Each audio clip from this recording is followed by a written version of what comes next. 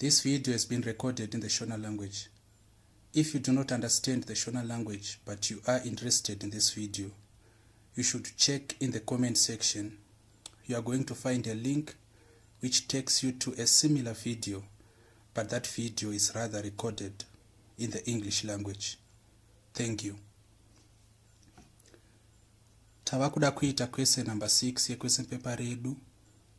Question paper ratiri kuita ndere ZIMSEC, Zimbabwe Schools Examination Council, rakanyorwa muna 2016 June session.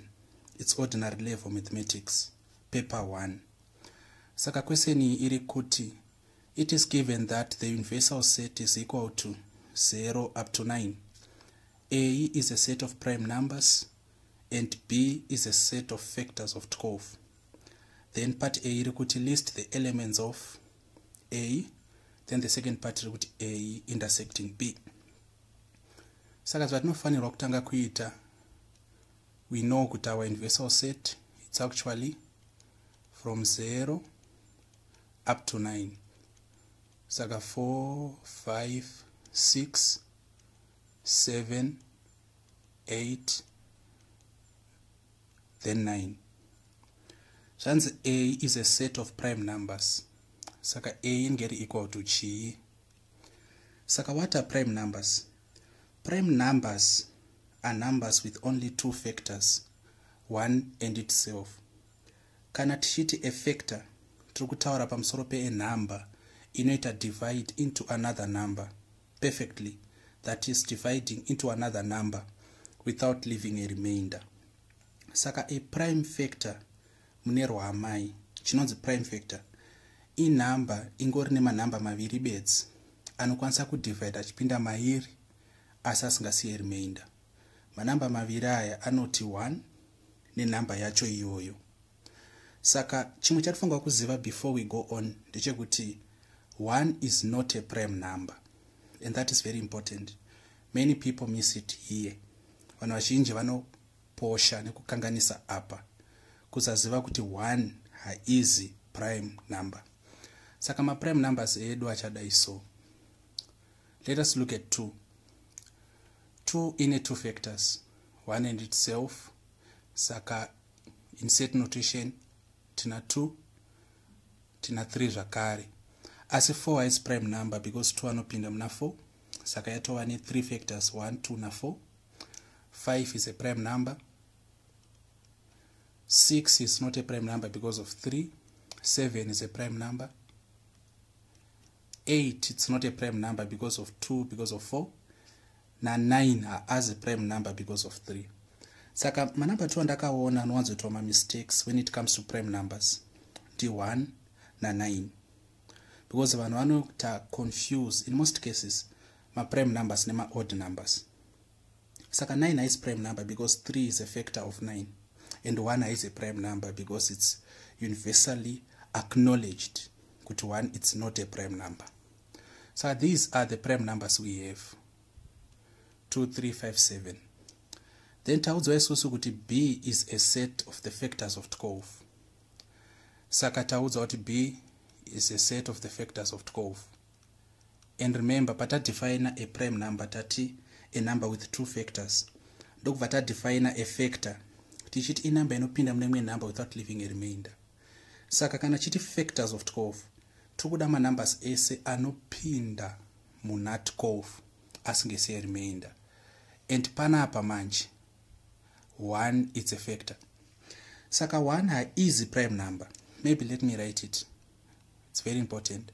Saka 1 is not a prime number. 1 it's not a prime number. Then the second fact is that 1 is a universal factor. And kana chiti universal factor ndikuti 1 inopinda into any other number without leaving a remainder. Saka when we are talking about factors, our first factor, it's always 1. Our first factor, it's 1. Saka 1 is not a prime number, but 1 is a universal factor. Saka the first factor, that is 1. Now the second factor of 12 ndi 2, 2 anopinda muna 12 6 times. The next factor ndi 3 anopinda muna 12 4 times.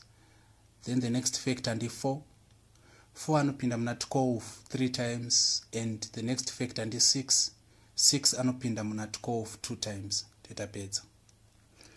Trick iripo yandoda kukuratidza ndeyekuti kana uchilista mafactors a certain number, the moment yaunosvika pahalf yenumber iyoyo, on the next factor inenge yangova that number itself. Saka for example panapa we are listing the factors of 12.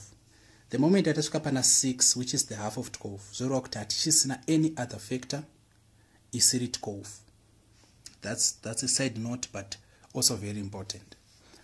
Saka we've listed A, set of prime numbers, listed B, a set of factors of 12. Let us now attempt to answer our question. So question is to list the elements of part 1A. Saka answer rotation A is equal to 2 3 5 7. So then let us go to the second part, irikuti A intersecting B. A intersecting B. Saka an intersection, my elements are kuwanikwa in both A and B.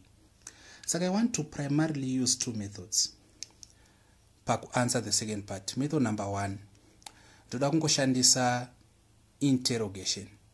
Saka A intersecting B. Tikatanga talista A panapa, so tuvatati 2 3 5 7. Then tuvatalista B, which is 1 2 3 4 6.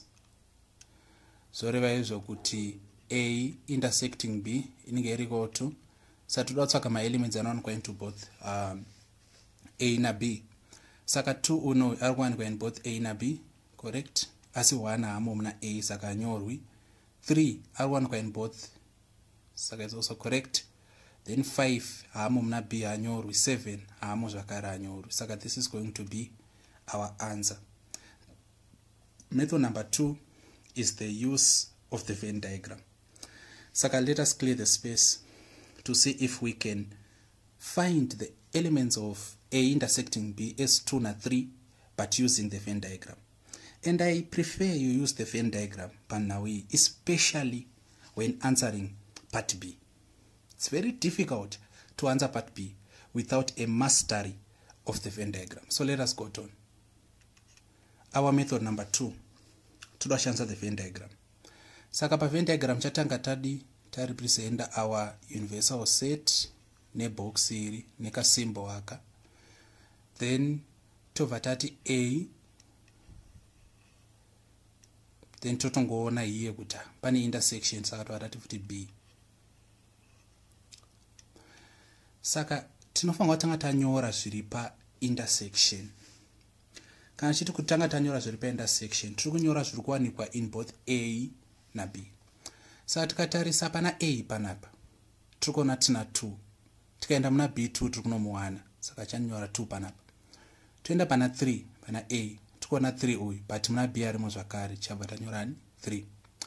Then toenda pana 5, tiri kuona kuti 5 hasi kuwanikwa muna B, saka 5 anenge ari munomu, exclusive for A. Then pana 7, again muna B amuna 7, so it's exclusive for A. Then we go to B. 1 haamo muna A, saka it's exclusive to B. 2 are common, kureva kuti anowanikwa pa this intersecting or intersection zone. Then 3 zvakare uyu. Then we go to 4. Then we go to 6. Then manje takuchitarisa pana A na B. Ma elements asiri muna A and B but are part of the universal set. The first one outrightly ndi 0. Sata kuno takuchitarisa manje ku universal set. Aya tomanyora ku side kuno. Then 1 arimo ushu muna B. 2 arimo zvakare muna B. 3 anowanikwa in both. 4 arikuwanikwa uyu. 5 arikuwanikwa uyu. 6 arikuwanikwa uyu. 7 arikuwanikwa uyu. But 8 na 9 avapo. Saka 8 then 9. Saka takuchinyora answer yedu, tafunza kuti A intersecting B, tetangonyora kuti it's equal to 2 3. zvinenge zvatopera kudai so. Saka let us now go to B. B is very important, but let us remove this part of A kuti tikwanise kunyora B. Takuita B. Saka B yati iyo find the number of elements of A union B complement. Saka kana tichitsvaga ma complements ndisiri kuda kubvisa our Venn diagram, we should understand firstly chichinonzi complement. A complement, ma elements are kuwanikwa outside the set specifications. Like in this case, ma elements are kuwanikwa outside A union B, not the complement of A union B.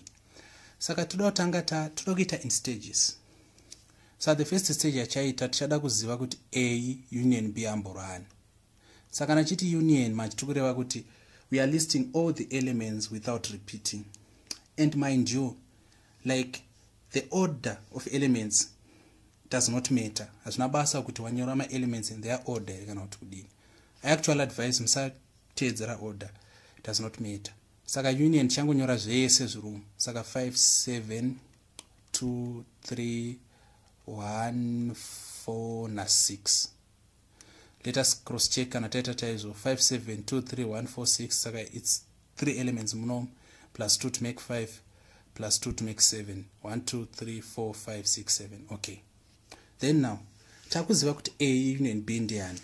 We need to know kuti A union B complement amborani. Saka this is A union B ish, ndo A union B inoi. Saka complement zviri kunze kunoku, which is what? 089. Saka without even needing kunyora A union B, we could easily have written cannot quoted the complement, because complement inowanikwa kunze kunoku uko ndokunowanikwa complement. Saka question yedu since yati number of elements of A union B complement what is equals to 3. Saka this is our answer. The number of elements of A union B is equal to 3. But answer itaita tishandisa Venn diagram. Umangona kuti andisuda kushandisa Venn diagram. Ndodini, am I hopeless? No, you are not. Method number 2. Saka panapa zvachaita tichangodai so. We need to know kuti A union B ndeani. And it turns out it's 5 7 2 3 1 4 na 6. Then manje A union B complement. Manje panapa zvataita kuita takuchenda pana A union B. Tonocheka zvese zviri muna A union B mu universal set. Tona tichasara nei. Saka 5 panapa takunocheka 5 uyu. 7 takucheka 7. 2 takunocheka 2 uyu. 3 takucheka 3.